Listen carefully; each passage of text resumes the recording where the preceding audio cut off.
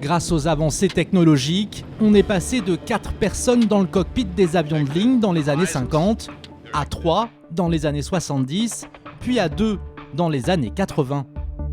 Alors, à quand plus qu'un seul pilote?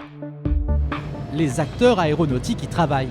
100. Cela permettrait de faire face à la pénurie annoncée de pilotes et de faire des économies pour les compagnies aériennes. Mais ce système n'a pas que des avantages, selon ce pilote. Quand tu mets 2 pilotes dans le cockpit, c'est pas juste pour mettre 2 pilotes dans le cockpit, c'est-à-dire qu'il y en a un qui va avoir la décision finale, bien sûr, mais il va être 2 à y penser.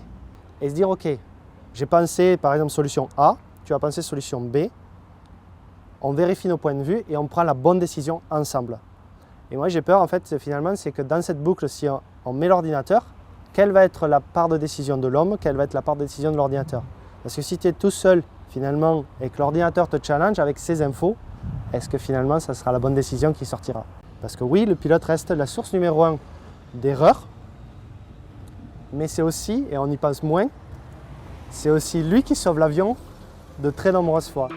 Se pose aussi la question de savoir si les passagers seront prêts à prendre l'avion avec un seul pilote aux commandes.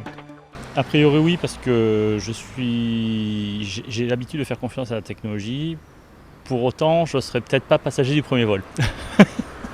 Moi personnellement, je préfère qu'il y ait 2 pilotes à cause de, c'est une question de surveillance. Si le premier pilote est fatigué et qui a besoin d'être remplacé, c'est utile.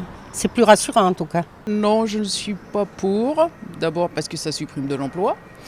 Et puis au niveau sécurité, non, je ne monterai pas là-dedans. Un seul pilote, il faut qu'il soit bon quand même. Hein. Il faut qu'il soit un super pilote alors. Hein.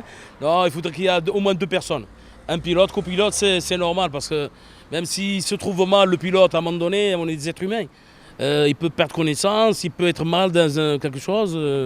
Avant d'être implémenté sur des avions transportant des passagers, le système pourrait être testé dans un premier temps sur des avions cargo.